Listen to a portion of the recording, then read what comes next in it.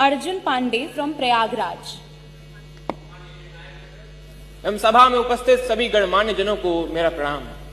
जिस विधानसभा को आचार्य नरेंद्र देव, पंडित गोविंद वल्लभ पंत और चौधरी चरण सिंह जैसे नायकों ने सुशोभित किया, उस देश की सबसे बड़ी विधानसभा को मेरा सादर प्रणाम। मेरा नाम अर्जुन है, कक्षा 12वीं का छात्र हूँ। संविधान के 75 वर्षों की यात्रा पर बोलने हेतु तीर्थों के तीर्थराज प्रयाग से आपके समक्ष उपस्थित हूँ। यूनिवर्सिटी ऑफ शिकागो के प्रोफेसर टॉम गिन्सबर्ग ने 1789 के बाद लिखे गए 190 संविधानों का अध्ययन किया और पाया कि इन संविधानों का औसत जीवन मात्र 17 वर्ष है। परंतु भारत का संविधान भारत के उत्कृष्ट मानवीय उपादानों का प्रतिनिधित्व करते हुए 75 वर्षों बाद भी आज दृढ़ता के साथ विद्यमान है। यह इसलिए भी क्योंकि भारत का संविधान मात्र 2 वर्ष 11 महीनों के विमर्श से तैयार हुआ एक दस्तावेज नहीं, अपितु 200 वर्षों की सतत साधना से परिणित नवनीत है।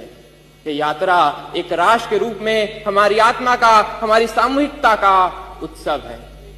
प्रसिद्ध जर्मन दार्शनिक इमैनुअल कांट ने अपनी पुस्तक क्रिटिक ऑफ प्रैक्टिकल रीजन में लिखा था कि constitution to be just must achieve the highest level of possible freedom for human individuals.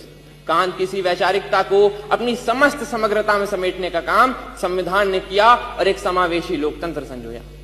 Bharat का संविधान सिर्फ इसलिए बड़ा नहीं है क्योंकि इसमें 1.5 लाख शब्द हैं, अपितु इसलिए भी क्योंकि इसके पृष्ठों से महात्मा गांधी के हिंद स्वराज, भगत सिंह के क्रांति, अंबेडकर के सामाजिक न्याय और नेताजी बोस के संप्रभु और सशक्त भारत की आकांक्षाएं भी परिलक्षित होती हैं।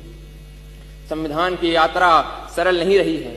अगर इसने 24 अप्रैल 1973 को केशवानंद भारती निर्णय के रूप में रक्षा का प्रयास देखा तो 1975 में आपातकाल के रूप में प्रहार भी देखा।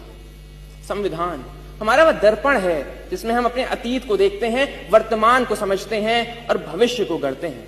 हमें यह भी समझना होगा कि संविधान साधन है, साध्य नहीं। हाँ, वो हमें जमीन तैयार करके तो दे सकता है, परंतु उस पर फसल बोने का काम हमारे ही जिम्मे है। ऐसे में हमें समझना होगा कि हमें एक ऐसे राष्ट्र का निर्माण करना है जिसके 6 स्तंभ हों: समता, समृद्धि, समन्वय, संस्कृति, सेवा और समर्पण।